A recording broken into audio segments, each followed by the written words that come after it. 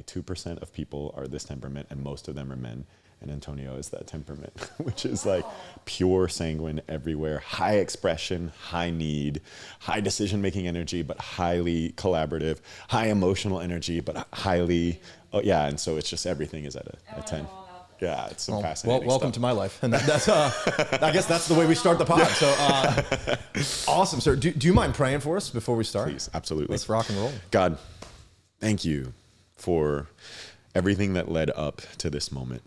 Obviously, we're grateful for this moment, but everything that led up to it, you saw the end from the beginning. I don't believe you cross paths on accident. So for each person in this room, thank you for crossing our paths for a moment like this and everything that's going to come. I pray for you to rest your hand upon us as we talk today. Let it be a conversation that feels so grounded in this moment and yet so connected to the moments and lives of those who watch and listen. I pray that there'd be peace, that there'd be insight, and that you would take this exactly where you want it to go. Thank you for Bobby, for Ella, for Brian, for Antonio, and for the chance to get to do this together. We put it in your hands. In your name. Amen. Amen. This is kind of surreal. We've done this prayer together, not this exact one, but about 100 times at this point, and never in person. Our first ever prayer together in person, our first ever time meeting together.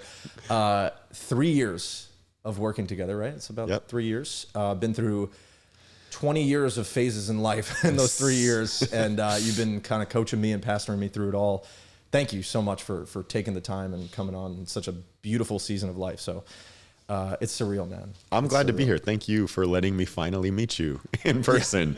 Yeah. It's a joy. The pleasure is, I promise you, it's all ours. We are so happy about this. I was looking forward to this when this was scheduled. Me too. Forever. I want to just, before we hop in, I want to preface that, like, you have more than enough permission to use me as a test subject in any which way. Like, the goal is I want people to learn through me. So the more I can get vulnerable on the show, and talk about any shortcomings of mine, anything I'm going through, the better. Sure. Obviously, I know you'll discern what should be kept private and such. So, why don't you give us a little bit of an idea of like your story? Give us some background on Justin McNeil, kind of where you're from, where you've been, where you're at today, and then we'll go deeper into some stuff. Yeah, what a privilege to share my story with you, because I've had such connection to your story. But I am from Orlando, born and raised there, and am a church kid through and through. Grew up in church, spent all my time there, fell in love with the church because I saw it as an intersection of so many different kinds of people and places. I grew up in a really, really healthy church setting, and from a young age, just knew like, this is how I want to help people. I want to help them feel what I feel here, connected, grounded. It became like home for me. And so from an early age, I knew I wanted to enter into pastoral ministry. And so was on the path to that. Our church had a private school, started leading there, and then youth ministry, just started doing whatever I could, the kind of person that I just say yes to almost anything. Mm. And then from there, our founding pastors, the two of them, incredible leaders, she is a double doctorate psychotherapist, sex therapist, hypnotherapist. Having a pastor like that really changes your perspective of life. But she spotted early in me and in my wife a gift, and she quickly fanned it into flame. She said, I want you to take a class with me. She's certified and able to certify others in things like temperament analysis and counseling. And so I was really young, but I was like, yeah, I'll learn something. I was interested in psych, knew I wanted to take a couple classes. And from that moment, I was very aware this is specifically how I want to help people, to help them connect emotionally and mentally and spiritually, to put all those pieces together. I've never seen them as separate. And I think it's because of my environment. I think for some people it's binary. It's like my spirituality, but then my nervous system or my body or my life. But I've always seen them as connected, and it's really because of that leader in my life. And so it took off from there, leading in church, pastoring. Obviously, you're counseling people all along the way. And so that was a big part of it. But then as time went on, it just began to focus more and more in specifically guiding people in their mental health. So my wife and I launched into full-time counseling around 2020, just before I met you, and started working with as many people as we could and whoever God brought to us. And so connecting with people specifically in the area of healthy mindset and leadership, we learned a lot in church that leading well is the only way to do it. Because my background, like I'm leading volunteers, I'm leading people who have to want to be there. And so to lead a healthy organization that's voluntary, you have to lead a certain way. And I learned how to lead with grace and with love. And I felt like I could really offer some perspective to healthy leadership in multiple settings. And as you know, that started to open up into a lot of things, because for me, it's like, well, I can't just help people spiritually and I can't just help them emotionally if I'm not helping them physically. And so fitness has always been a joy of mine, but I really wanted to bring it as part of my offering to people. So fitness coaching entered the scene around the same time because I just felt a responsibility. How can I tell someone, take care of yourself, without giving them some ways to do that? So honestly, it feels multifaceted, but I just see myself as someone who tries to give people the tools to help them take care of themselves. Sure. So good. We're fun along the way. I mean, that is beautifully said. A lot to unpack there. Going to reverse and rewind back a little bit, because you said a couple things that most people that come on this podcast don't say, and a lot of people that listen to this haven't experienced, which was you grew up in a really healthy church setting. Yeah. I have to assume a lot of people that come to you and a lot of people that listen to the show did not. It's kind of the reverse of like where they were. It's kind of a traumatic church setting where, like, I'll personally attest that, you know, I grew up in the Catholic Church, and it just nothing like crazy traumatic, but it just wasn't like, it just didn't feel right. Yeah. What does a healthy church setting look like compared to what a lot of people have gone through traumatic experience wise? Yeah. To your point, it is far too common that people have a unhealthy experience. But as a counselor, stepping out of my pastoral role, as a counselor for a second, it's also too common that people say I came from an unhealthy home. We need to change that. We need to have more people saying my church was healthy and my family was healthy. But to answer your question, a healthy church, I think, looks a lot like a healthy home. There's honest communication, open communication. There is the acknowledgement of the holistic side of life. I am a man of faith. I will pray for you immediately when there's a need. But at the same time, I'm aware that if there's a repetitive issue in your mental health or your nervous system, we could also address that physically. And I don't see that as a lack of faith. I see that as an abundance of wisdom.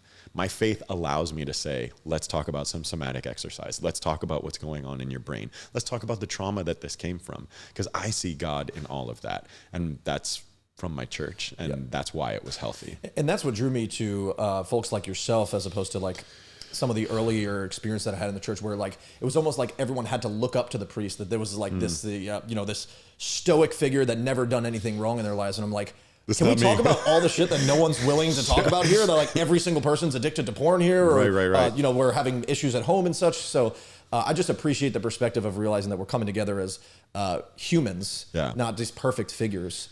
Then to the next layer of point, you said, you were kind of bridging this gap and this dichotomy between like science and faith, where a lot of people see that as contradictory. You kind of blended that together. You even talked and alluded to some things like quantum physics in your book and such. Where did you, like, was that a battle in the beginning when it came to like, do these scientific things rebel against the faith side, and how were you able to blend them and be confident in that? It would probably be more compelling if I said yes to that, sure. But no, it's never felt like a battle. And that probably has to do with my perspective, but I see God in it all. And I think the reason people do battle is because of early hurt, like you're talking about. And if we're not careful, I think people can use science as a way to explain the unexplainable. And it's because if I use God to explain it, then I have to face these broken, difficult parts. But I don't see science as a way around it. I see it all as cohesive. And it's because when you see God for himself, regardless of if a person marred his image to you, when you see him for him who he actually is, you see goodness.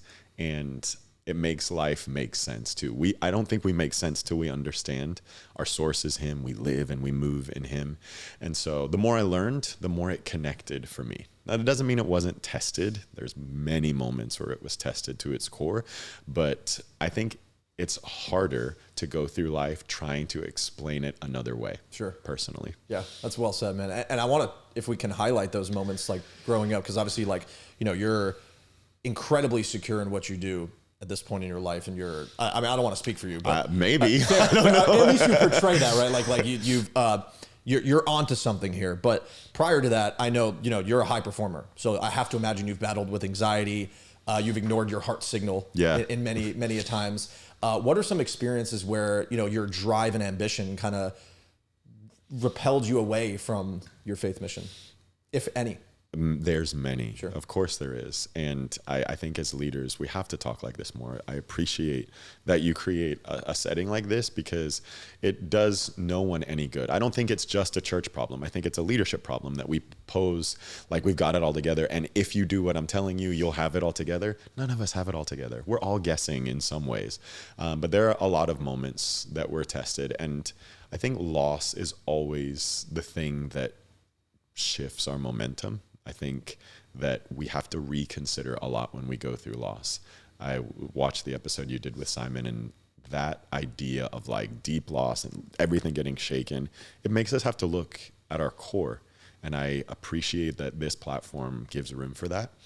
I know it can sound at face value that my upbringing in an environment had a lot of ease to it. And early it did. I met my wife when I was 8 years old. We met in kids' church, right? So like I didn't even have to like date around. Like the girl was right there. Like I did not experience a lot of the heartache and heartbreak that maybe some people's story does externally. I always joke, I think the only reason I have that story is because God knew if I would have tasted the club, it would have been over. Like I'm crazy as a church kid. And I think he was just like, no, you got to be in a bubble for your whole life because you will go insane. I'm still kind of insane, but it's just like, I think he shielded me. A lot of people say I was sheltered. I see it as shielded because I know if I would have tasted of some things, it would have been over. But I think the moment in my life where it really was tested.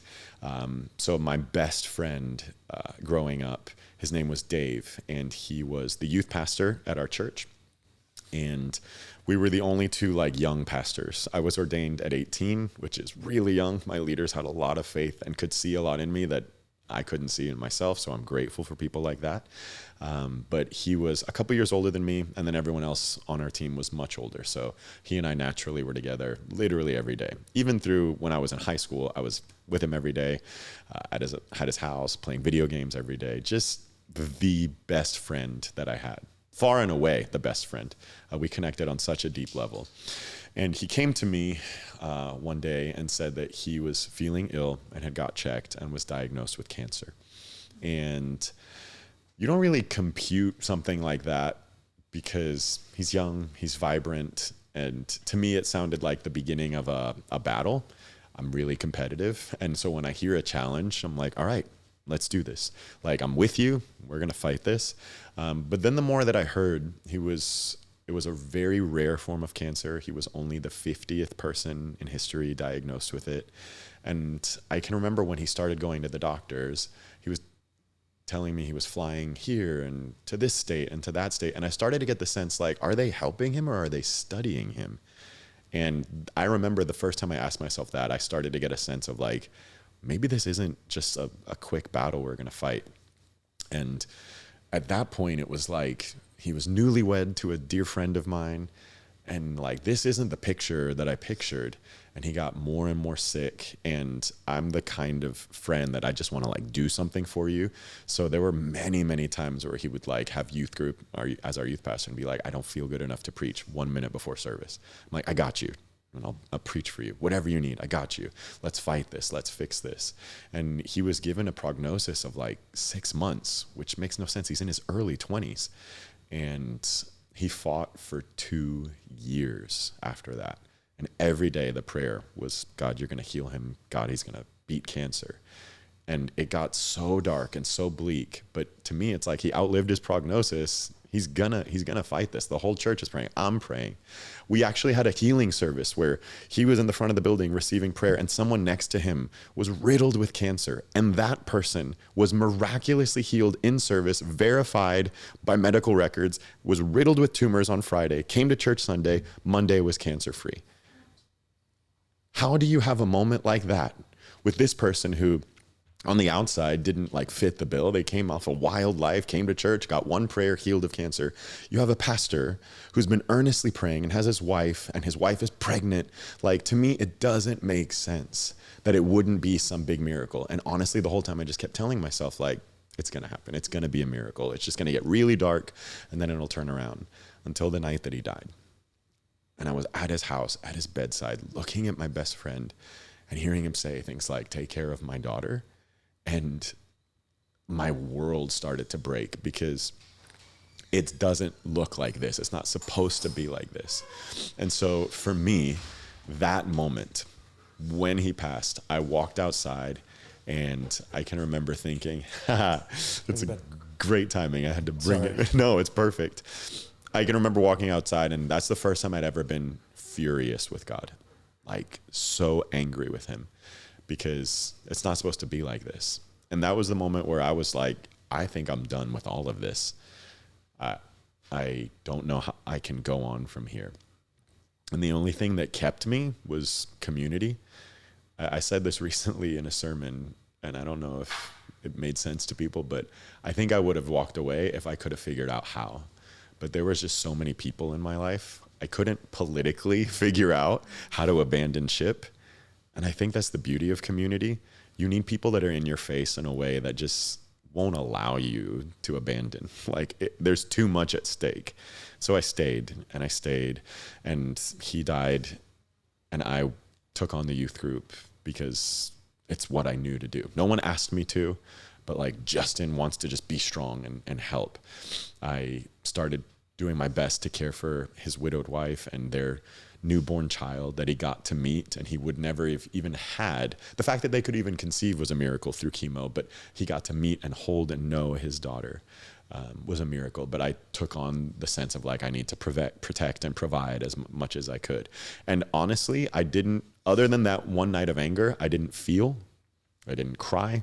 I was there for his widow, there for the youth group, there for everybody, to a degree that looked really strong. And I went 10 years strong like that. And then one day I was doing a funeral, as pastors do, and the deceased name was Justin, and he was loud and crazy, had a wife and a son, and he was on my team.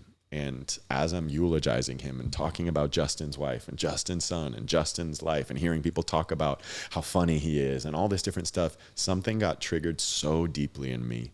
I held on to the podium. I felt like I pulled a muscle in my heart. That's the only way I can describe it. And I was like short of breath. And I thought, okay, this is sad. Naturally, funerals are sad. Maybe I'm just sad.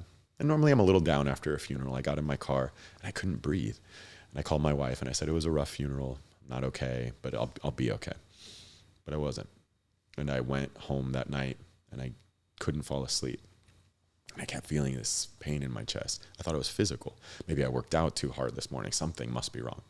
And from that night forward, I don't think I slept more than an hour at a time. Panic attacks all night long, like heaving breaths, shaking, just all the classic symptoms. All of this while I'm well aware as a counselor, like well aware of what these things are, but you can know something here and not understand it here.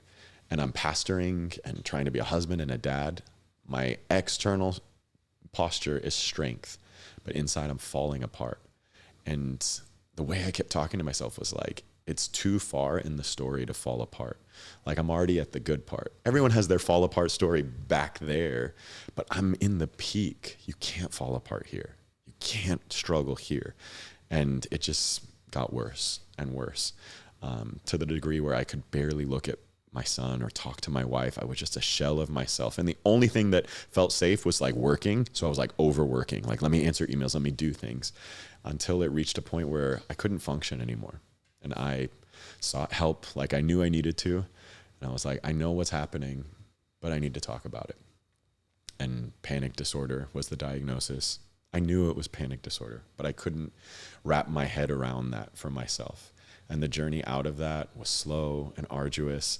And I'd walked with a lot of other people through their struggles, but having to deal with something that I couldn't just turn off for myself, I had to really embrace weakness and realize that for 10 years, I was strong for everybody else, but I never let myself grieve that my friend died.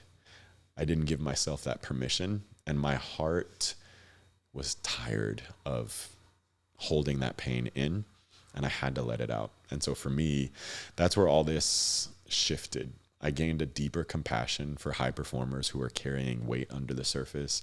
I gained an understanding of what it's like to be strong on the outside, but to still have things on the inside. And it's where everything that I knew and kind of preached and professed became very real for me. And it's still part of how I carry today. Clearly, like, I can access it almost immediately. And anxiety, I'm grateful that I'm in real recovery. I always say that door is closed in my life. That doesn't mean that there's not a knock at that door. Sometimes I have to take care of myself to make sure not to revisit panic that same way. But I saw that shift as one of the most important times in my life. Thank you for sharing that. That's heavy, man. Yeah. Thank you for that. I think, and I can personally attest to this as well. Sometimes we mistake mental toughness for emotional numbness, right? I mean, that's the work that we do together. What are the conversations that you're having with God throughout this time? You know, you're a pastor. I have to imagine there's some level of imposter syndrome going on where you're like, hey, I'm counseling people through this, but feel horrible through it all. Like, what are some of the conversations that you're having with God, and how are you able to kind of like get through this spiritually? I wasn't having conversations with God, if I'm being totally honest. It was one of the most prayerless, godless times in my life. And I think it's because I was so numb and so shut down.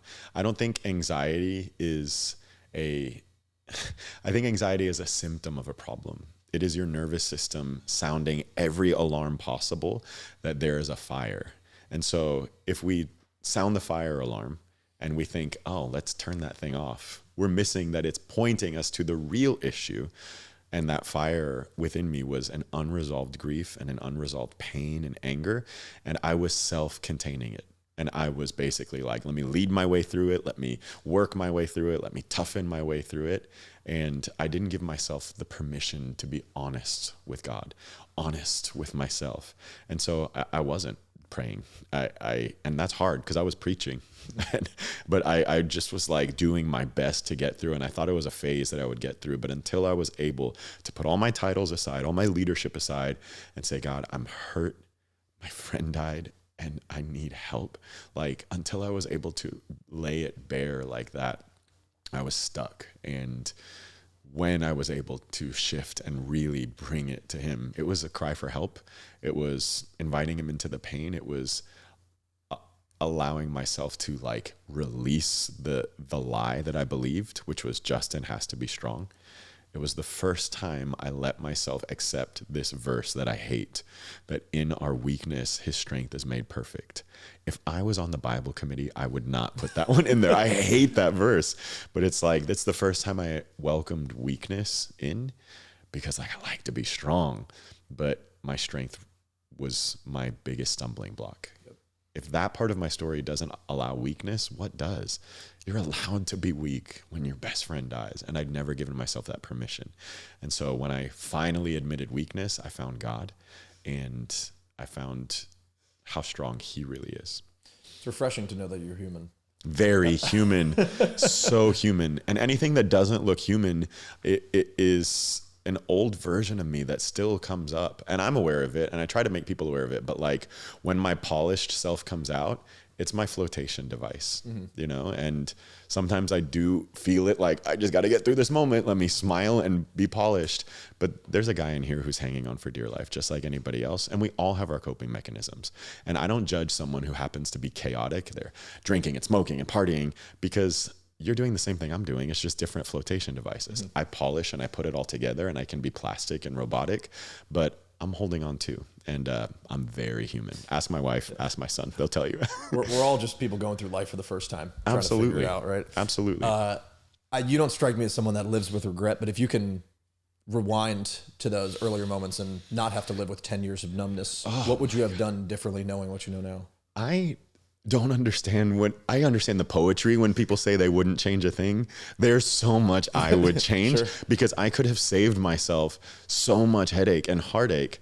I would have just stopped myself and said, hey, your best friend died. You're allowed to be mad and sad and messy. Do it now.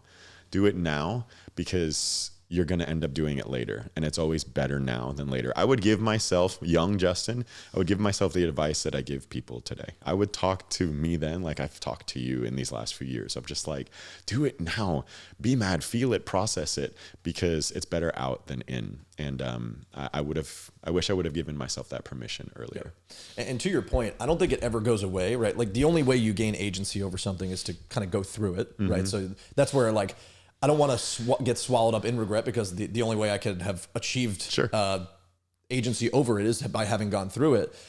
But it seems like the control over the problem just kind of evolves. It never just goes away. Like you mentioned, like the door's closed, but it like you keep getting knocked. So like, how important is it to stay aware of these things and gain a lot of self-awareness as you continue to grow? Because it seems like these problems, they kind of hide more sneakily over time. I love that you're asking that question, because I don't think you would have asked that question 4 years ago. Definitely not. I didn't want to hear the answer. Yeah, you didn't care about the answer. But I think a lot of times leaders will prioritize self-control, discipline, structure as their path forward. Now, I don't need anyone clipping this and TikToking it saying I don't care about self-control. Self-control is important. But when it is at the cost of self-awareness, we are lying to ourselves. I think it's vitally important to be self-aware, because you can't actually tend to something you're not aware of. Having a great schedule, but being anxious on the inside and refusing to pay attention to it is a blind spot. And self-awareness, it's valuable data. I tell people all the time, your emotions are indicators.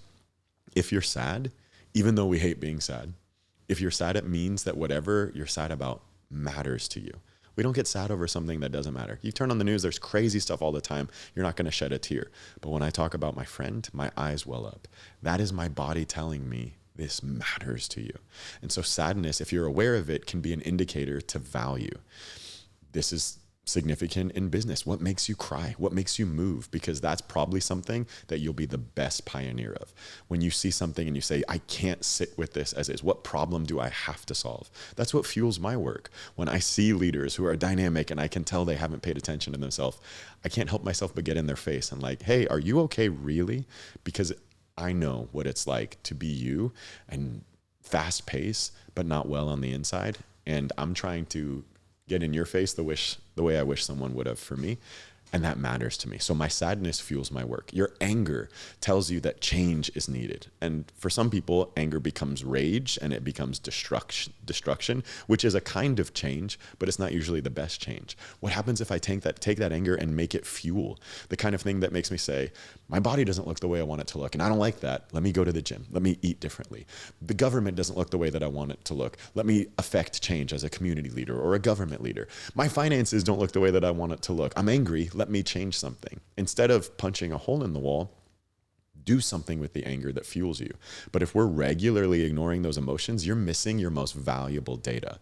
And I think one of the big reasons that people don't know what to do in their decisions or in their life is because they're not accessing their indicators, their emotions. If you paid attention to the inside, you might not have all the answers, but you'd know the direction that you want to go. Yep. And then, I mean, even to the next layer, some of the work that we've done, like epigenetically, if you don't address it, it gets stored in your body, and then it shows up as true physical pain too. So. Completely. Trauma is stored in the body, but it's revealed in relationship. A lot of people come to me because of relationship issues. Me and my girlfriend, me and my wife, this situation, my business partner, it's making me angry. They're making me so frustrated. But relationship is just revealing what your body is carrying. And you have to tend to that part of yourself. Because if you don't, it's going to show up everywhere. I tell leaders all the time, if you are not tending to your blind spots, your team is tending to them for you. Sure. They're carrying it for you. Same thing in your family. If you're not addressing those things, it's spilling out into everyone. And so, and it does. It takes a toll. People are sick. People are sleepless. People are numb. People are having to caffeinate their way through life and numb their way through life just to get one day to the next. And that's not how our body's meant to function. So, yeah, we have to tend to those things. Is that what people mean when they say everything's kind of just a mirror of how you're feeling internally? Yeah, I think so. I think that even more than reflection, it's resonant. Like your internal world resonates with something on the outside, and you have to either accept it or avoid it or deny it. But there's all these moments. I believe God is good, and I believe he gives us sign after sign after sign of what we should be doing. Whether or not you choose to ignore those signs, that's up to you. Yeah. Amen to that. Let's get into the book for a second. What led you, because a lot of these things, emotions, something that I've learned through working with you and just doing a lot of this work has been like, emotions are no longer what I store my identity into, but emotions are great indicators to what decisions I need to be making, using emotions as the indicator. What inspired you out of all the levels of expertise that you have and experience that you have, decision making? Like, when did it come to you that you wanted to write a book around how we make decisions? It was out of necessity. It was the most common question that I get. What should I do? What should I do? And frankly, if you're asking me how to bake a certain dessert, I can tell you step by step what you should do. If you're asking me how you should learn to ride a spin bike, I can tell you what that looks like. But if you're asking me what you should do with your life, I can't answer that. Sure. The answer is you have to make a decision. And decision making is something that I see people so paralyzed in. So I wanted to create a tool for people to make their own decisions, to stop asking outwardly and to start making a decision. George Weinberg says, the cure for most obstacles is be decisive. And I think decisiveness is, to use a church word here, dominion. I believe we're meant to have dominion. We're meant to live life with authority and build something around us, but you can't do that without decision making.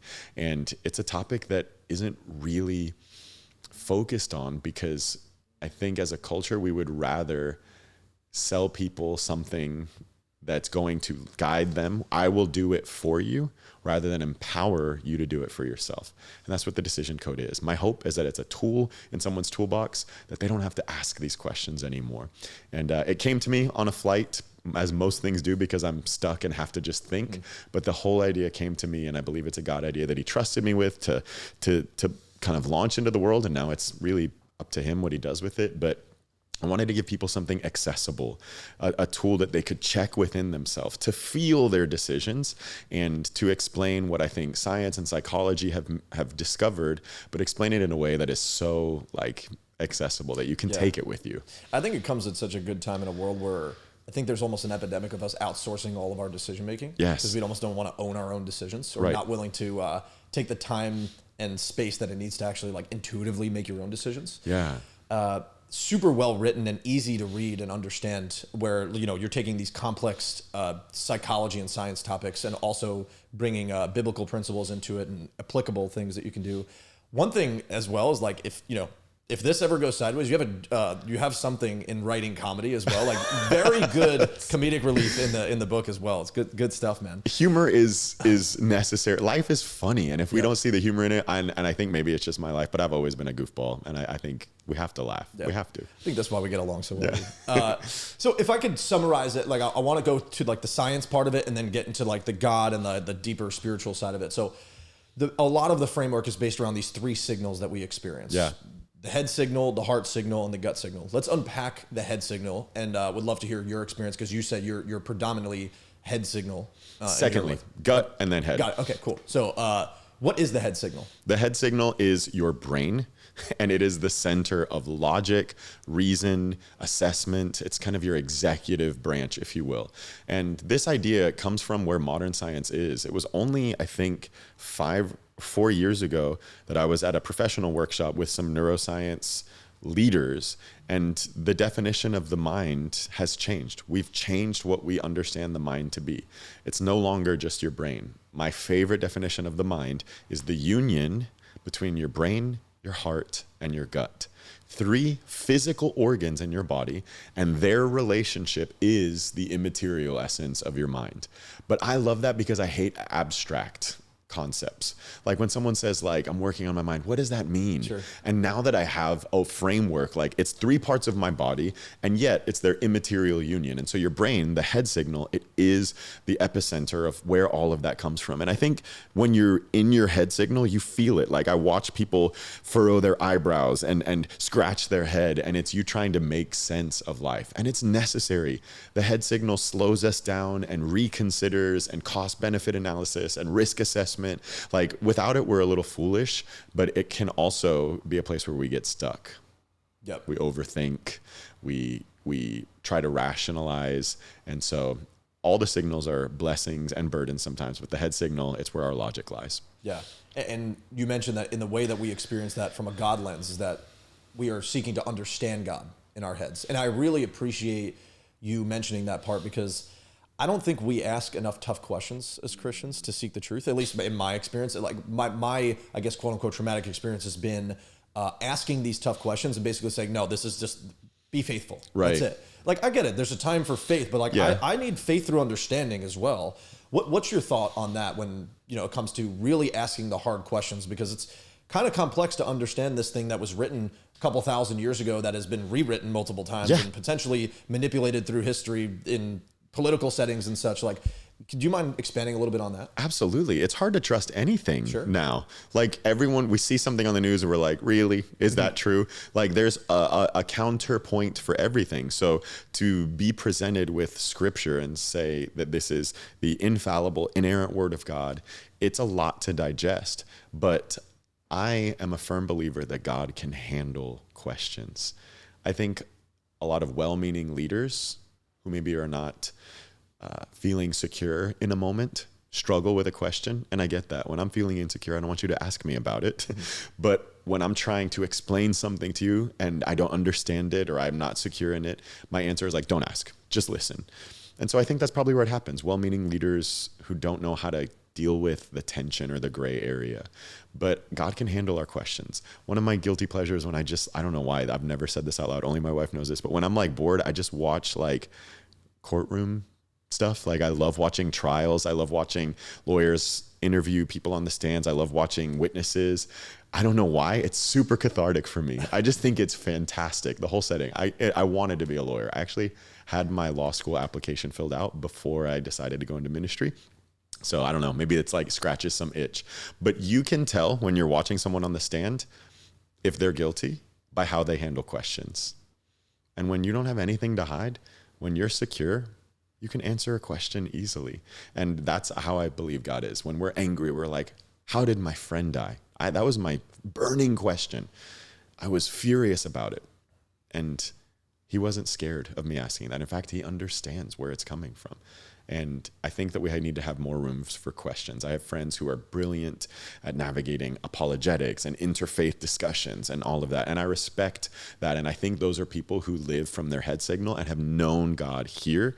And I don't think God's afraid of reason. In fact, the Bible invites us, come, let us reason. And I think head-centered people are going to find God there. Sure. For people that feel a little bit lost in their faith or they're early in this journey, how can we use the head signal? What questions should we be asking? Where should we be going for our source? Yeah.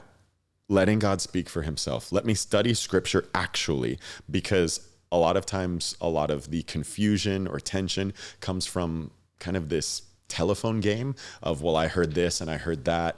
And let's get back to the foundation. Let me see this for what it is. Let's start with the character of Jesus. Let me see who Jesus really is, like just for what he said and for what he did, not how I've seen people misrepresent his name or his character. Let me go there and understand some things. Before we get to conclusions, just take in information. And I think that's the best starting point. Yeah, that's great. I started implementing what I call truth-seeking sessions in the morning, where I'm just like rigorously reading something and just asking so many questions, whether it's ChatGPT or looking it up on all different types of sources. It's been super helpful. That's just fantastic. Not looking for the answer, just looking for the next question that I can ask. Oh my gosh, that's cool. How do you know when you're done? You just keep going? It's infinite, right? That's like great. We're trying to play an infinite game. Yeah. So it's a beautiful landscape that's actually really helped in a world where I'm always looking to live in absolutes. Sure. You mentioned the story of the Queen of Sheba in your book as a great example of the head signal. Do you mind sharing that story? Yeah, for sure. She's this fantastic figure that bursts into the scene of the Old Testament and pursues King Solomon, who's the wisest man ever. And she just comes with questions about God. She wasn't content to just hear about God or know that there was a guy who knew him. She said, saddle up the camels. I'm going for myself, and asked question after question after question, and came to know God through the wisdom of Solomon. Now, the wisdom of Solomon was a gift from God. It wasn't just normal human wisdom, but I appreciate the fact that this figure in scripture came with questions. And as a pastor, as a leader, I hope to always have open doors for questions. If you walk in here and you're confused, you're conflicted, welcome. Like, happy to welcome conflicted people, because I'm conflicted at times. I grew up in church, but there's still times I'm like, this story's weird. This verse is weird. What does this mean? And I just think that the posture of our questions, if I want to learn and know versus I'm going to argue with this question, they're completely different postures, right? So if you can resolve if there's pain or trauma and ask a genuine question, I believe you're going to find answers. Sure. What are some of the questions that you're still asking as someone who's been studying for quite a while? Yeah. I think the question I keep coming back to is God's timing. I struggle with patience, particularly when it comes to suffering. God, why is there prolonged suffering? And there's a verse that I know well. It says that God is not patient, or God is not slow in his promises. He's patient. And I think that one of the tensions I feel is, why not just make it all good? Why not reckon things? But that verse indicates that he's holding back reckoning in case one more person could have the chance to get it right, giving just a little more time for mercy. I want him to reckon things, but he's patient, and I trust his timing, so I have to sit with like, okay, God, soon enough. But he's waiting on someone. And I trust his waiting. I'm glad he waited on me. Well, you mentioned verses you hate. I hate that verse. Yeah. No patience over here.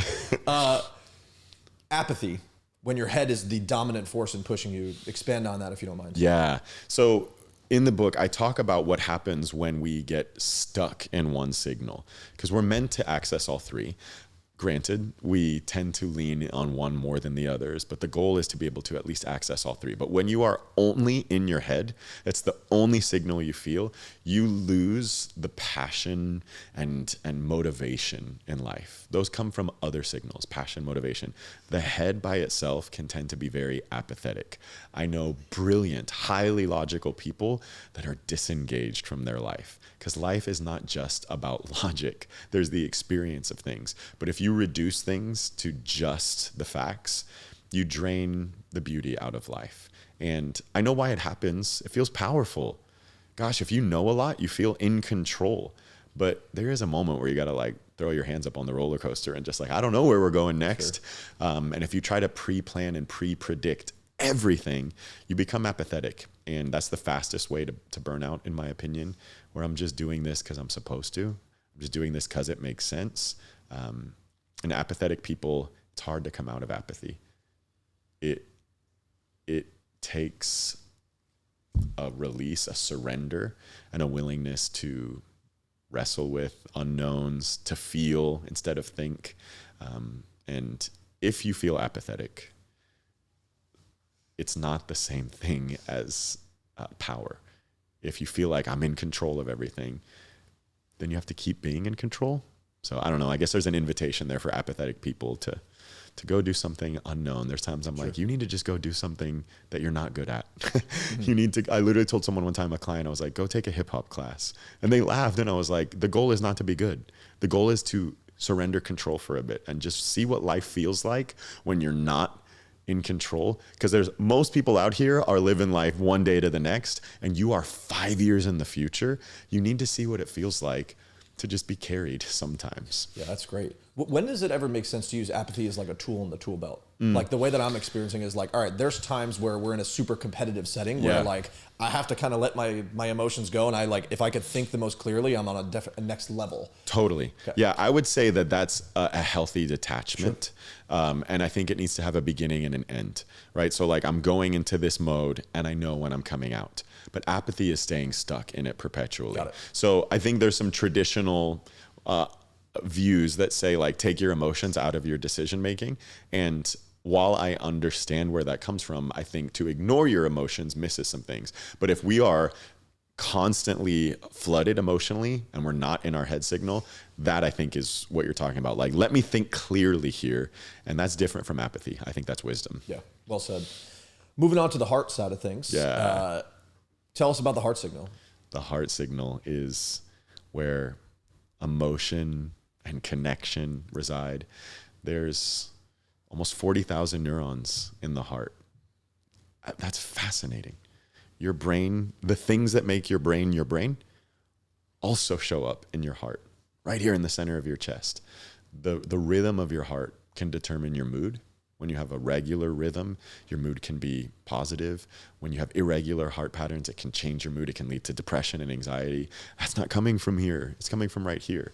So it's this part of us that deserves so much attention, and it's where emotion and connection come from. One of my favorite expressions of the heart is that it's the most powerful electromagnet in the universe, that I can get next to you, like sit here with you, and this part of me resonates with that part of you and can form connection. It can sense whether someone feels good to you or maybe feels not safe to you, and it can sense and know things well before you even have facts about it. And it's a part that I think in leadership gets overlooked because it's tender, and in leadership we like to move fast and decisively, but it's an important part of making decisions, because decisions always involve people, and the heart concerns itself with people. Yeah, that's great. And in the what you mentioned in the book is like in your way of experiencing God through the heart, this is where we're looking to know God. Yeah. So in the head we understand God, but now we truly know God in our hearts. What's that actually tangibly look like? It's relationship. Sure. The same way that I can know something about you. I've talked to you a lot, but today I'm sitting with you. It brings me great joy because I'm close. I'm in proximity to you. And at some point, the journey of knowing or understanding God has to be married with like communing with him, being with him, connecting with him on a relational level, this kind of way. And it's not always about what I'm going to say. Sometimes I just want to be with you. I want to experience what it is to be close to you. And I think God is closer than we realize, but for many people, they don't understand how to approach him with closeness. If you drive next to me, you'll think I'm crazy because I'm in my car just like, man, today's wild. And I'm not just talking out loud, I'm talking to God. I genuinely, and maybe it's the church kid in me, I've always known him to be right here. And that kind of relational closeness, I'm an only child, so I think maybe dealt with a lot of the feeling of loneliness, but Jesus has always been that friend that's closer than a brother for me, like relationship access at all times. And I think if people don't know him that way relationally, they're missing something beautiful. It's a companionship. How do we get to know Jesus? Because like I would put myself in the category of someone who understands. There's times where I feel it in my gut. A lot of this time makes sense, but feeling it, I think in this exact moment, feeling Jesus or God right next to me is probably where I lack the most when it comes to my faith journey. Yeah. Like, what are some tactical steps that I can take to actually get to that point where I truly feel it?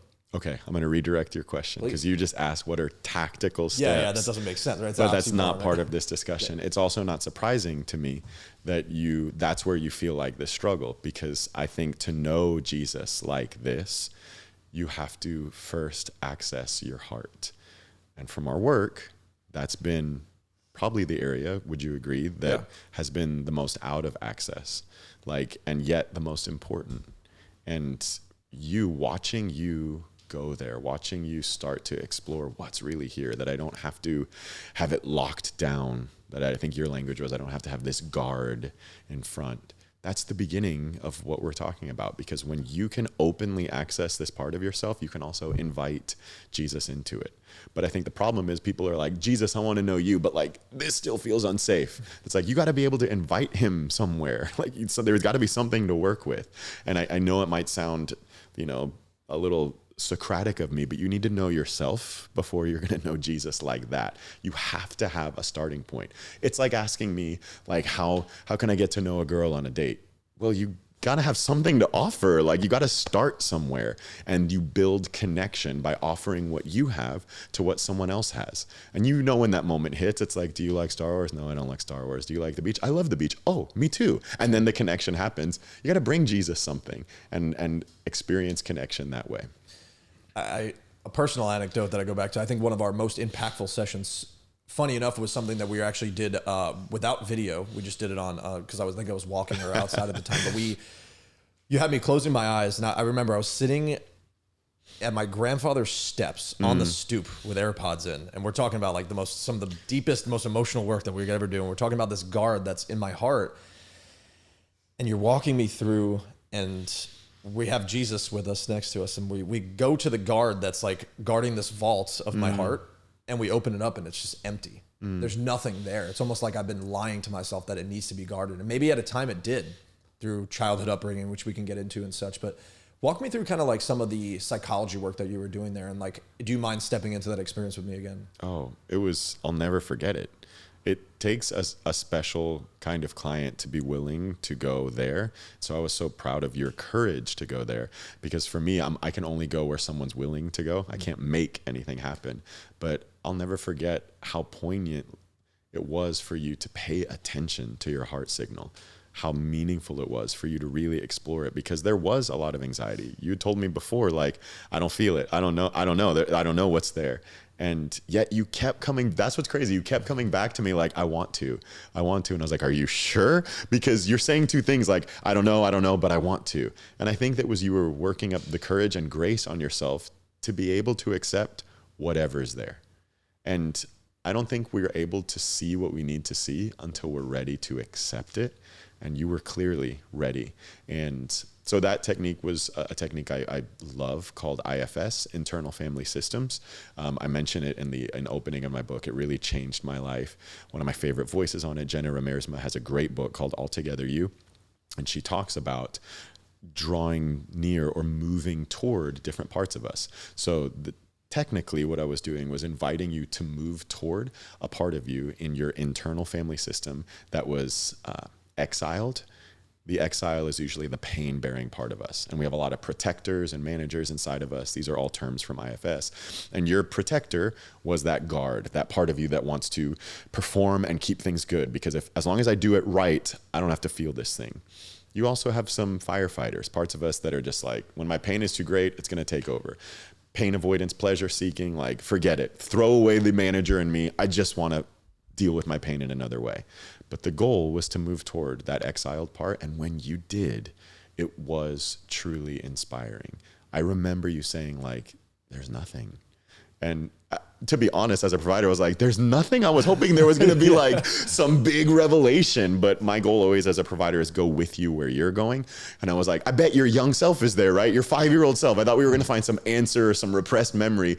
But when I could hear the relief when you said it. And to me, it quickly occurred to me like, wow, you're protecting in a way that you don't need to anymore. And I watched your view of yourself changed. I watched you relax in a way that was really rewarding.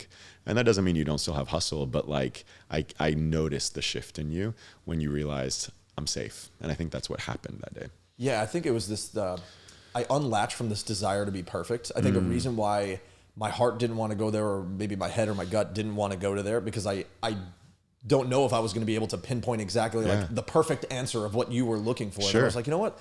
There is no perfect answer. Yeah, no, there's not. Like the beautiful grand revelation can be nothing. Yes. It doesn't matter. It just is what it is. Yeah.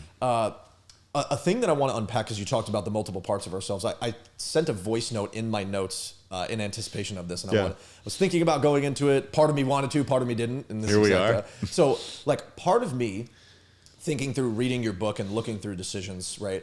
Great. I've crafted a much better way to make decisions moving forward. But how do I reconcile the decisions I've already made? And I'm not very proud of some of the decisions that I've made in my life. I'm very proud of some other ones. But in a world where part of me wants to go back to everyone that I may have wronged or lied to and such and just let it all out. And on the other side, part of me knows that I'm no longer that person anymore. How do I manage that dichotomy? Wow. What a humble question. I wish more of us would think that way. Because if your answer is just move forward in life, I think you're missing an opportunity. And addiction recovery would tell us that making amends is essential for sobriety. When we have wronged people, we have to make it right to understand the weight of our actions. That's not always possible, but when it is, I'm a big proponent of it.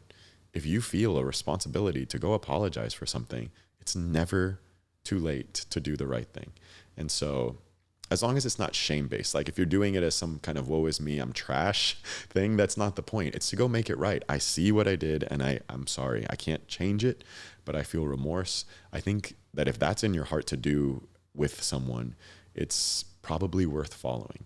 And when it's not possible or when it's inaccessible for some way, I think this is where grace is necessary. And grace is a word that gets thrown around a lot, but to be able to ask God for forgiveness for the areas where we were wrong, to receive his grace, and to see ourselves the way he sees us. This is wild. We tend to want to enact justice on ourselves even more than God does. He forgives. He shows us mercy. And yet we say, yeah, but I was trashed. He's the judge, though. So if a judge says not guilty and rules not guilty, and you're like, yeah, but man, it was bad, the verdict has already been decided. Who are we to try to pull jurisdiction above the most just judge there is? And I think that for this question, when we feel at odds with our past decisions, if we've asked God for forgiveness and he has been true to his word to forgive us, we have to accept the verdict, even if our shame tells us otherwise. It's not easy. To the other side of the coin, though, how do we not fall victim to weaponizing grace, where it's just like, Oof. I use it as an excuse to do whatever I want, knowing that grace could be on the other side of it? Yeah, there's a good verse about this. Paul says, so what do we do with this kind of grace? Do we sin more now that grace abounds?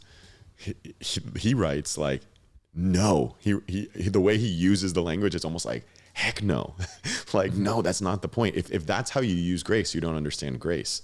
It's like getting pulled over and a cop catching you going 30 over the speed limit and saying, you know what? Don't do it again. All right. Don't do it again. I'm not going to give you a ticket. And then saying, thanks, officer. And then like speeding off. It's like the whole point of this was so that I could learn the lesson, not so that I could just skip the punishment. And I would always rather learn from grace than learn from justice. You're going to learn the lesson one way or another. And if you're weaponizing grace or someone's weaponizing grace, it's just a matter of time. Their lesson will be learned one way or another. I would just rather do it the quick way, the easy way. Amen. Yeah, we're gonna do it God's way one way or another. It's just a matter of how long are you willing to bang your head against the wall to try to do it your way, right? Definitely.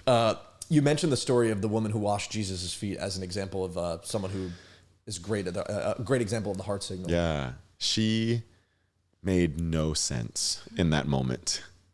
Why would I pour perfume on someone's feet? The disciples, Judas specifically, says we could have sold that. He's running facts and figures. We could have made money for this. But it wasn't even a question for her. For her, it was so relational. It was so heartfelt. And if you've ever been in love, you know it's not always logical. You'll do stupid stuff, but it's coming from a very pure place. And she represents what it is, I think, to have an intimate approach to God. It's not going to make sense to other people. You won't get it. But for me, I know what you've done for me. I know how you've been good to me. And this is the least that I can do in return. It's passion. And people might not understand it. I say this often, like you're going to catch me in a worship service with my hands clapping and my hands lifted, and I'm going to be loud. You don't know where it comes from, but I do. And I know what he's done for me and what he's preserved me from. So I have to pour it out. Sure. I love that. The other side of the coin sounds like a hesitant heart is the other side of the spectrum. Yeah. What does that mean? Yeah. When we get shut down out of protecting ourselves or trying to keep ourselves safe. But I think everybody knows what it feels like to be hesitant, to be locked up here. And it's hard to approach God or anyone else. You're self-containing in that. But we're not made for that. We're made to live with a wide open heart. But it takes a lot of courage to do that. And in some cases, a lot of healing to be able to do that. It's radically shifted and I don't claim for everything in my life to have been solved after that session that we did. It don't actually, at times it gets worse before it gets better, right? Because now you're opening up. And now you're feeling it. You're off the painkillers. Now you feel it all. Totally. So it's wild. But the amount of clarity that I've been able to have and emotions that I can bring to my decision-making in business and life, I can confidently say that shame and guilt literally do not creep in a very large majority of the time, which is... I'm so happy for you, man. That's what it's about. I probably have been going through, like, if you look at it just in your head, arguably the most stressful time anyone could go through in their life, in my personal life. Just like, there's so many commitments, all these types of things.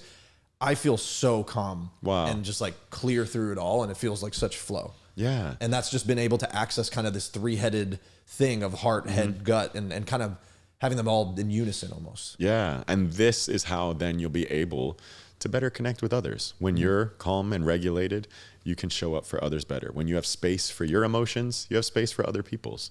When you see someone shut down, you're like, I get it. I know what that's like. And you're able to connect on a deeper level. Amen. Let's talk about the gut signal. Let's go. Having taken the test, I'm overwhelmingly, at least on the test, the gut signal. That's no surprise. And it sounds like you yourself have a dominant.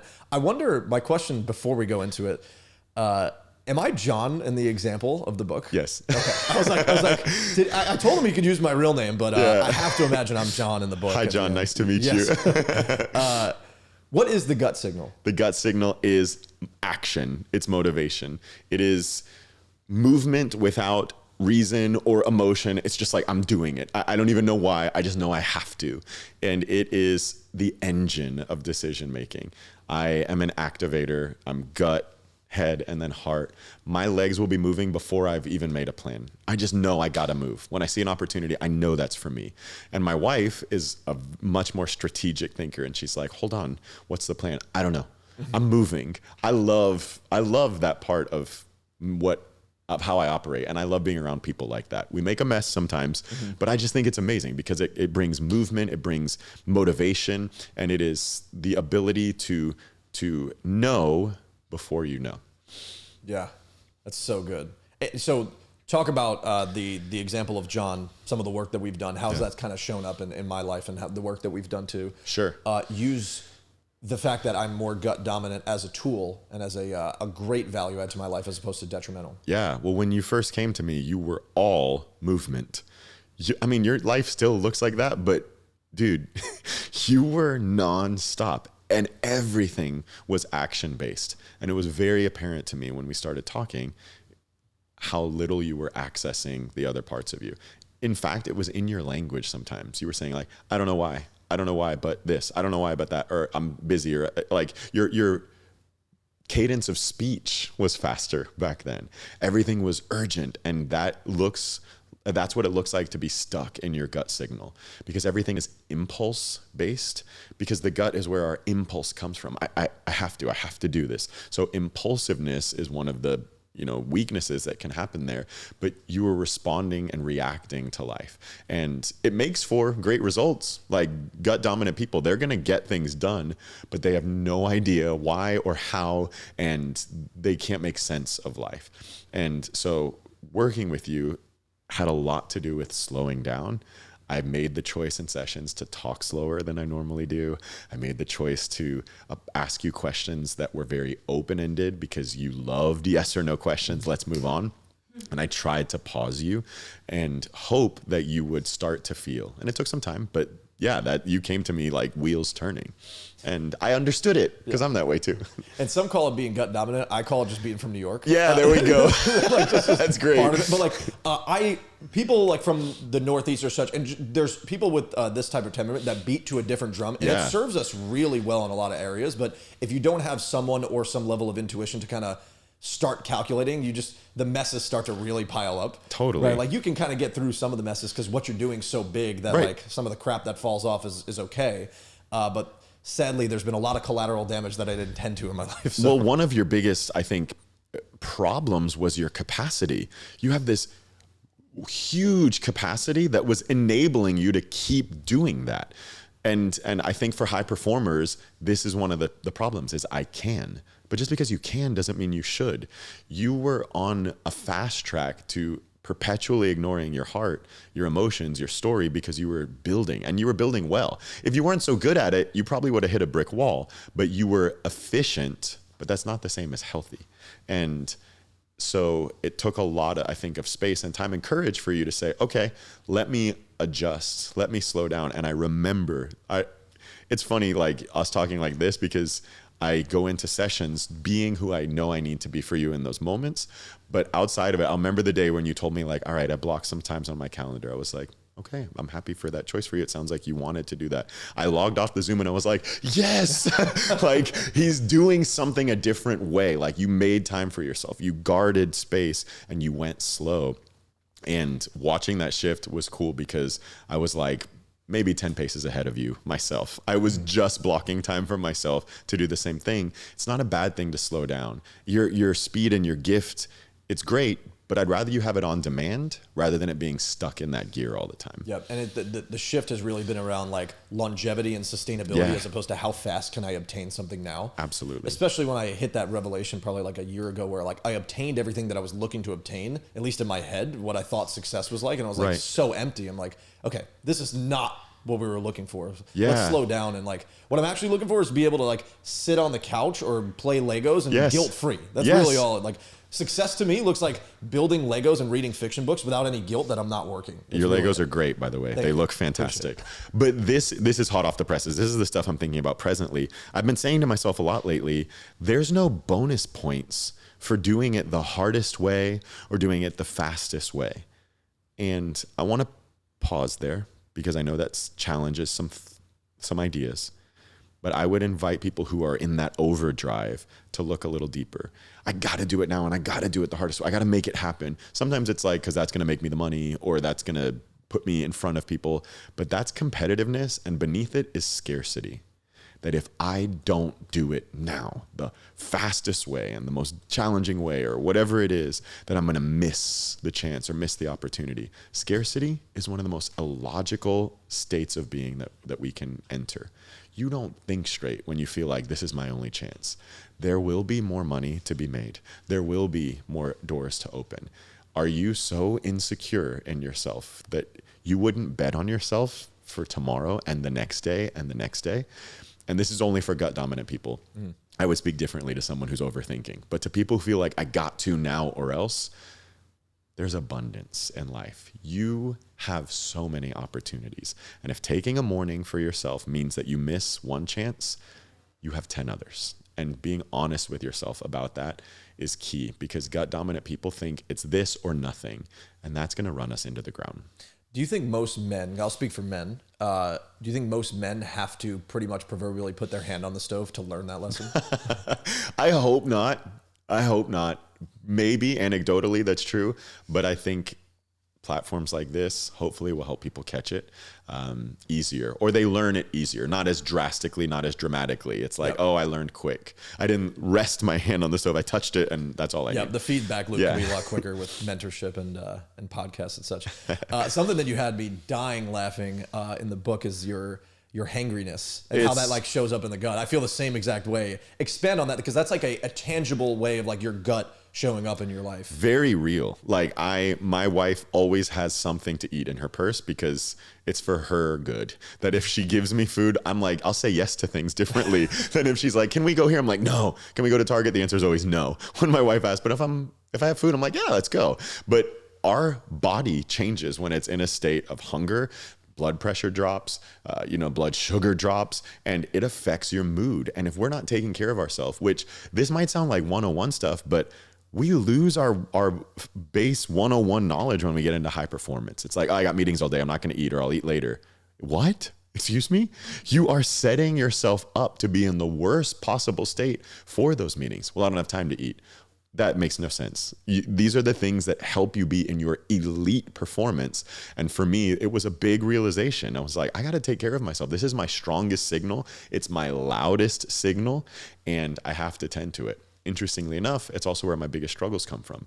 One of my biggest struggles has been food addiction.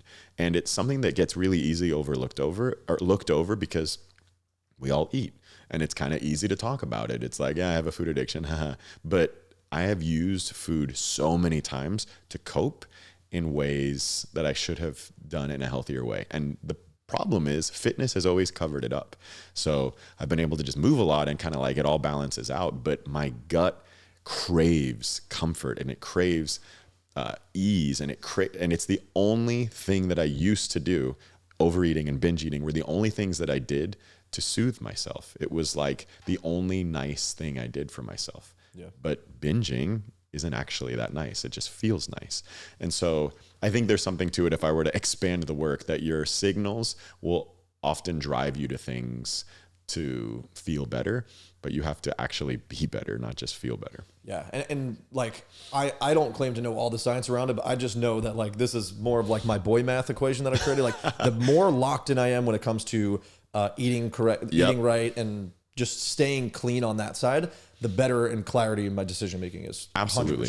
100%. The less fear I have. You talk about fear kind of living deep in your gut. Do you mind sharing the story a little bit about Malachi being sick? Yeah, for sure. So as someone who has that gut signal, that gut instinct, what happens when your gut tells you it's not okay? It can be overwhelming. My son was sick. Anyone who knows what it's like to have a sick kid could probably empathize, but it's just like the worst. It's the worst. You're powerless, you're helpless. It brings up all your issues. But in particular, this sickness, he had been sick with, the flu and strep, and he got some medicine, and he started getting better and then took this very strange turn. His body was covered with like these circular raised rashes. It didn't look like hives. I'd never seen anything like it. His back was covered, his face, and then he couldn't breathe. His joints got stiff, so he couldn't walk. And it was so alarming. We took him to the emergency room. Even the doctor, which I knew it was serious when the doctor said, do you mind if I take a picture? Like, I was like, here we are with like research again, but like it's a rare condition called erythema multiforme, and it can happen from getting rid of the flu, getting rid of strep, or a penicillin reaction. And Malachi had all three of those. So like, we don't know what it was, but it's basically an immune overdrive where the body's trying to do the final effort of getting rid of one of those things, and it goes into overdrive. So his body was just on fire. And the doctors assured us that he would be okay, that yes, it was an extreme case, but we'd done everything we needed to do. But it took still 2 days to settle. Those 2 days were like torture. I had the answers. It's fine. He's going to be okay. Doctors told me. My head knew it. But every time he would wince, every time he would gasp for air, my gut would tell me he's not okay. Something else is going wrong. And that's a picture of what it's like to be someone who's strong in your gut instinct, that even when you know it's okay, this part of you is telling you, wait, but what about the unknown? And I think that shows up in things like business and relationships. Even though you know it's good, this part of you still has alarm to it. And that's where fear really creeps in.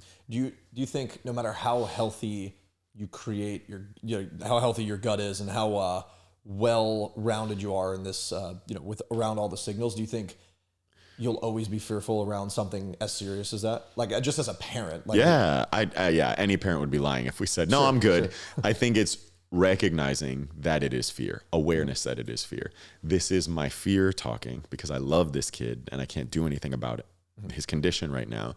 This is not truth. This is fear, not truth. And now when it comes up, I'm still the more cautious parent of us. My wife grew up with 8 siblings. When Malachi falls, she's like, he'll be fine. I'm like, call the ambulance, yeah. Right? Like, so like, we're different in that regard. But now I can remind myself, this is my fear. And what is my fear telling me? I love that kid. So narrating that rather than accepting it as truth. What does fearful Justin look like? Like, how do you operate differently when you're in a state of fear? Overdrive. I just immediately, and it's because of the gut signal, I'm like, what do I do? Let me take action. And I start overcompensating. I start coming up with solutions to problems that don't exist. And I'm moving. And this couples well or poorly, I guess, with the anxiety and the panic disorder, because I was just, let me just move my way through this instead of what I needed to do, which was like, stop, feel, grieve. But yeah, fearful Justin is moving way too fast. Yeah. In the lens of God, what does the gut signal have to do on the God side, the spiritual side? You feel God, like you sense him. There's an urge. The only church kids will know this word. There's an unction. There's like, I've never heard that word in my life. That's a weird word. We make up words in church. We do. But it's like this deep part of me that like, I can't explain it, but I feel it. And it's what drives obedience, motivation, action. There's another church phrase, I know that I know that I know. And it's like this part of me. It's my most tangible experience of God. And maybe it's because it's my strongest signal, but man, when he speaks to me here, I know what to do. Yep. It's great, man. And I could attest that probably 100% of the people that are listening to this are high performers, people that are driven, that have, in some way, shape, or form are dominant in one of these areas. What does a healthy life look like when encompassing all of these? Like I almost think about it as like the worldly Trinity, right? You have like the Trinity, God, Father, Son, Holy Spirit, and then you have this Trinity here. Sure. What does like a holistic ecosystem that's healthy look like? That's super insightful of you. I actually love that parallel because I believe we're made in God's image, and to be a tripartite being that has these three parts of us just is another picture of his nature in us. To be healthy, one, I think it means knowing who you are.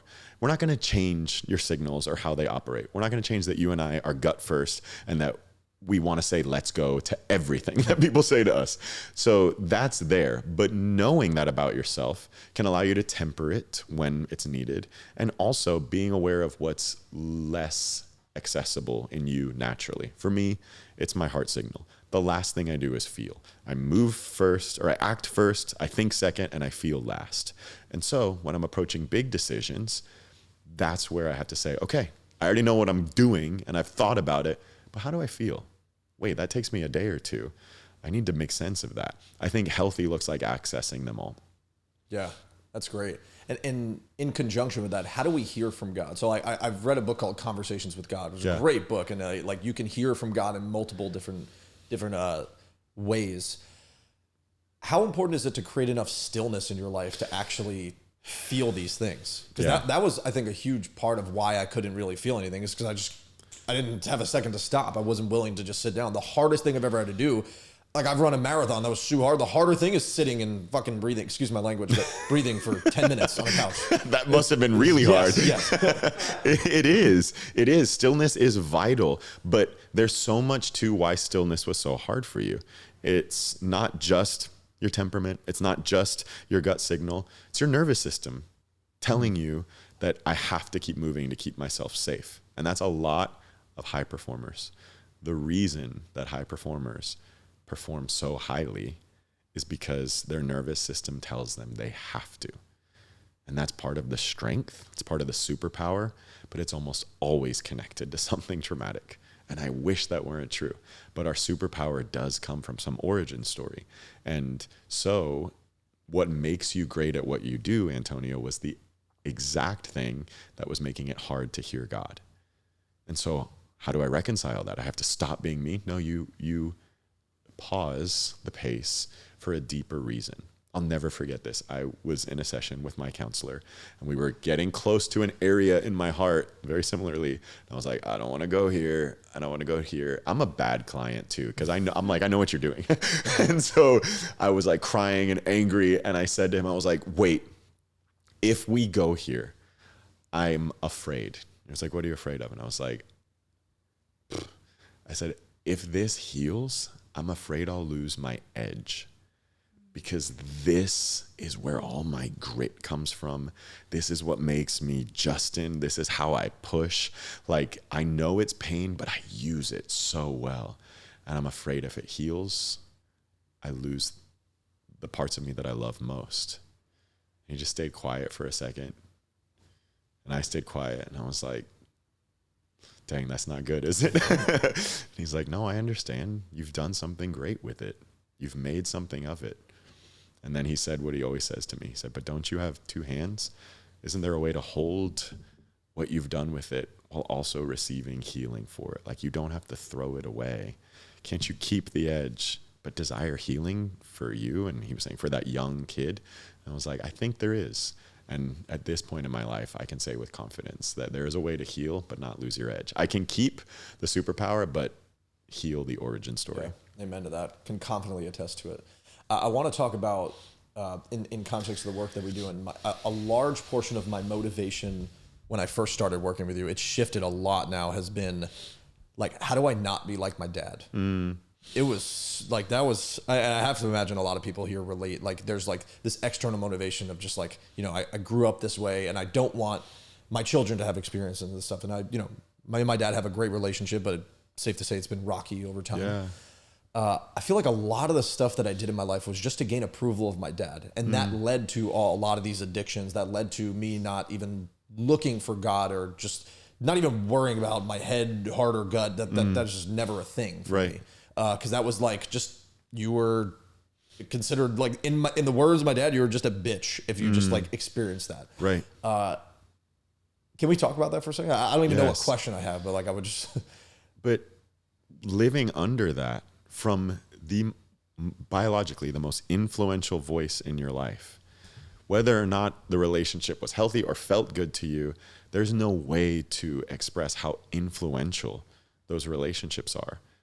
For then you to live under that kind of pressure and still do this thing, it's almost inexpressible, the courage that it must take, because I believe fathers are meant to imprint on lives forever.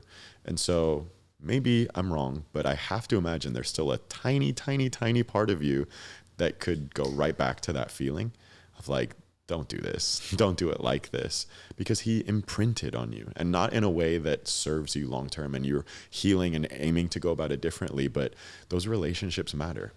There's no way to separate how significant they are. And so, yeah, it sticks with us. I'll correct you. There's not a tiny bit. There's a large portion of my life. Even after doing a lot of this work and having so much awareness around it, I think the main thing that I've taken away was creating the awareness around it so that I don't take action on this. But a lot of it still pops up. That is testament to father power. Even though it's not the way that you would want, what an impact that he's had on you. His power is so evident, and the story's not over. And I hope for more and more to continue to heal and grow. But what's undeniable is that power, and that you desire for your power to show up differently in the lives that you'll imprint and impact, whether that's biological children or people that you mentor. There is great influence in those kind of relationships. And I think when we all look at our own stories, we have to take a sober look that, man, I'm going to change lives. Everyone wants to change the world, but like, I'm going to change lives one way or the other. And so let me do as much work on myself as I can to make sure I'm changing them for the better as much as I can. Yep. But as a dad, I'm well aware. I'm a counselor. I wrote this book. I'm talking about father power, but I'm a dad. And I know that my humanity will still pass on broken pieces to my son. He's my favorite human. And I know I'm going to pass on something broken to him, and already have. And we talk about our relationship a lot. I own and can identify, wow, that's in you because of me. I ask for forgiveness. One of the hardest things in the world, to ask your child for forgiveness. I do it often, and every time I'm like, here we go. But my job is not to pass on perfection. My job is to equip him on how to wrestle with the broken parts, how to go to a perfect heavenly father where his earthly father fell short, and to do my very best to make sure that he does the same thing for his life. That is so beautifully said. I would highly recommend people go back and listen to that again. Wow. I think what's really helped me in the context of what we were just talking about was just gaining a level of empathy to my dad, that he's going through life the first time as well. Yeah. And he doesn't have it all figured out. I think early in your life, you think your parents are your superheroes, and you realize that they're sometimes just older children. They're going through life the first time as well. Living with No gained a lot of empathy. I can assure you, my grandfather was not working through his trauma. Like, homie was trying to escape the Great Depression. He was survival mode. Yeah. And which was like warranted at the time. Can we talk about how I've had as many sessions with No almost as you? He just will walk through and hey No. Oh, it's amazing. Yeah, he's been a part of this ride for sure. I love it. But I think what was a breakthrough for me, and this is kind of recent, where every single time I come home, and this is tough for I think a lot of the younger generation, where a lot personal development and mental health. It's a huge topic now. It's not weird. You're not an outcast for wanting to develop yourself and be Thank better God. for the next generation. But my parents' generation, I think it's safe to say, I've met a lot of people that are definitely into mental health and stuff, but I would say predominantly it's just not really a thing. Sure. The level of empathy that I gained from my dad of realizing like every time I come home, the gap almost widens around like intellectual capability, like thought process around mental health, and that, like ego aside, I'm trying to take that away, but like I'm growing at a rapid pace and they're not reading books and such. And so like, it almost feels like they're declining. And every time I go back, the same car ride from the airport is just complaining and this and that. And I used to always just look to fix his problems. Yeah. And I was just like, you know what? Like, I'm just going to be here for him. This is a huge opportunity for me to grow. If I'm at this point in my life, I'm likely not going to change him through what I could say. So let me just do my best to be the best example and change him. Wow. That was just a huge revelation for me. That's allowed it to be a lot healthier for that. Absolutely. And I think that's a mark of true growth, because when we grow as leaders or as individuals, it's not something to inflict on others. It's for us. And you can want it for others and you can hope that they have it, but your growth is for you, and other people's path, that's their jurisdiction. If someone wants to stay right where they are, that's their jurisdiction, because you can't force healing on a person. They have to want it for themselves.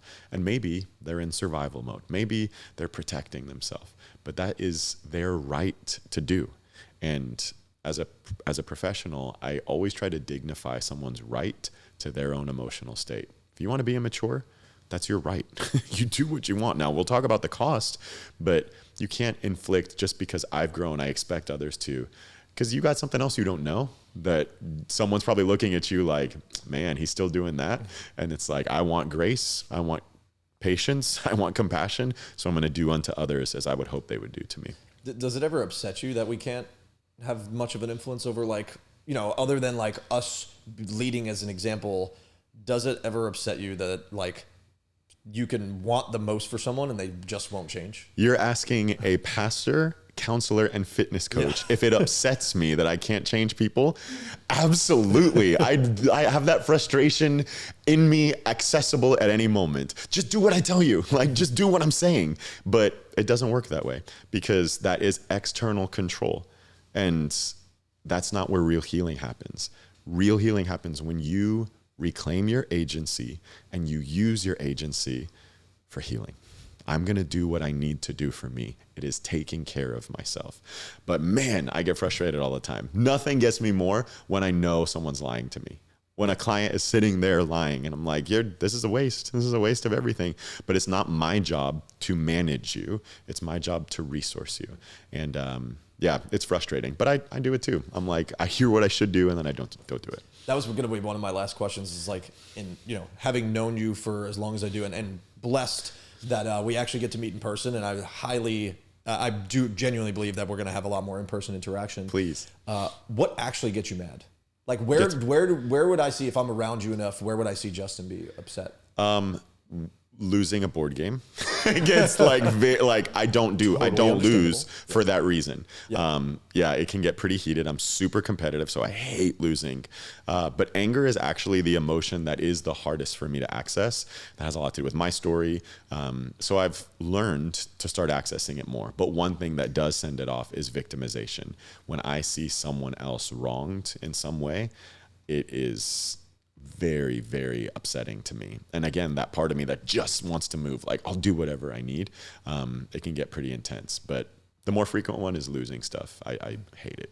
I hate losing. In a world where victimization runs rampant, right, where there's just so much unjust, how do you pick which hill to die on? Which hill do you stand on and what fight do you fight? In a world where there's so many battles to pick. I don't know if I've ever been asked such a uniquely profound question. That's a great question. I think that my life right now is the answer to that there are so many things that are wrong, so much suffering, so much wrong, but I know what Justin can help with. I can point you to Jesus. I can help you make sense of your feelings, and I can try to help you a bit with your body. And so that's the hill I'm dying on. What I'm doing, I'm pouring all of my energy and effort into the hill that I know I'm made for. But you have a different hill. you can help people with their money in ways that I can't. And maybe the hill I'm dying on is also the hill I'm living on, that my life is here in the terms of the Bible, like a city on this hill to shine and help you in that way. Talk about profound. And I think at the end of the day, no matter what vehicle you use to help people, it all comes back to the same thing. It's just, one person at a time, your internal community. It starts with you at home. Absolutely. Tangentially. If everyone could just focus on that, I think everything else would be a ripple effect and kind of solve a large portion of the problem. You change the world by changing a city, and you change a city by changing a home, and you change a home by changing yourself. It starts on the granular level. But my wife and I always say, if it's not real at home, it's not real. So if I aim to have some big impact and platform, but my wife and son have never experienced impact or the kind of leader that they see me on stage, I want my son to know the best of me. I want him to, what he sees on stage to be like, that's a fraction of what I get from him. And so, it has to be real in the smallest of ways for it to mean anything in the big ways. Amen to that, man. I love it. I love it. Last question. What's in it for Justin? Like what is reverse engineered success look like you over the next 10 years? Because a question that I've asked you a lot, because you're an entrepreneur as well, and super driven, but then you're also obviously a pastor, and you don't get into pastor just to make money. Sadly, some people do, and that's a whole different topic. But in a world where you have the skill set, you're humble enough to probably not say this, but I will just outwardly say you could go build $100+ million company tomorrow if you wanted to. In a world where you're leaving some of that quote unquote success on the table, how do you make sure that you're still in alignment with your mission, and what does success look like to you over the next 10 extra years? Success looks like me serving people who go do that. I recognize my unique posture is to be, there's a very unhealthy part of me that could hustle and be ambitious. And the minute I open that part of myself, it gets pretty wild, pretty addictive. More money, more success, more platforms, more influence. But now I see my path is about being the person who those people lean on when necessary. And I think my impact will be worldwide because I serve people who change the world. And I'm really okay if not everyone knows my name, but I want those people to know my name. And I want to be the person they call when they need something. Because at the worst times in my life, I needed help while I was high performing, and I hope to be that for others. Mm-hmm. And you're living it, man. You're just exactly who you say you are. Thanks, man. I love you, man. Thank you so much for taking this time. This has been a long time coming, and I can't wait for part 2, whenever that may be. And I can't wait for part 10. Yes. Let's do it all the time. Can't wait to just continue living life with you, man. I love you. I love you so much. Thank you. Wow. My God.